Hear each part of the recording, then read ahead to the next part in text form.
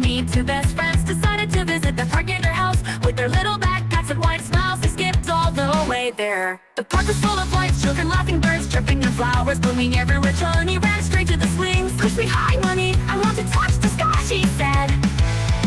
Munni giggled and gave her a big push. "Fly away, birdie," she teased. After swinging for a while, they ran to the slide, played hide and seek behind the big trees, and picked some fallen flowers. Only from the ground, and never from the plant. As they were walking around, they noticed a little boy crying near the sandbox. "Are you okay?" Munni asked gently.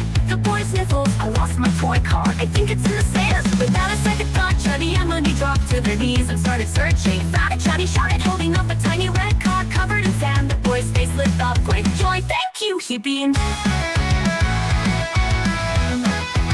Chunni and Munni smiled at each other. Helping someone felt even better than playing.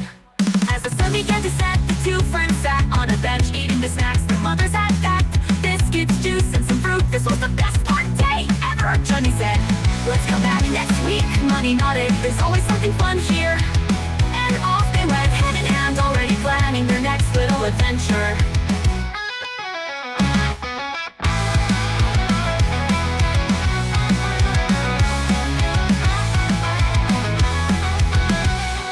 Munni giggled and gave her a big push. "Fly away, birdie," she teased. After swinging for a while, they ran to the slide, played hide and seek behind the big trees. As they "Munni, Munni, I want to touch the sky," she said.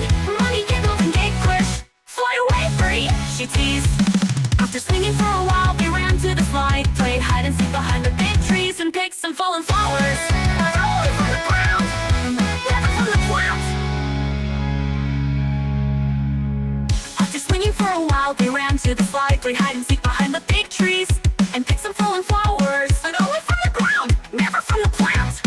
As they were walking around, they noticed a little boy crying near the sandbox. "Are you okay?"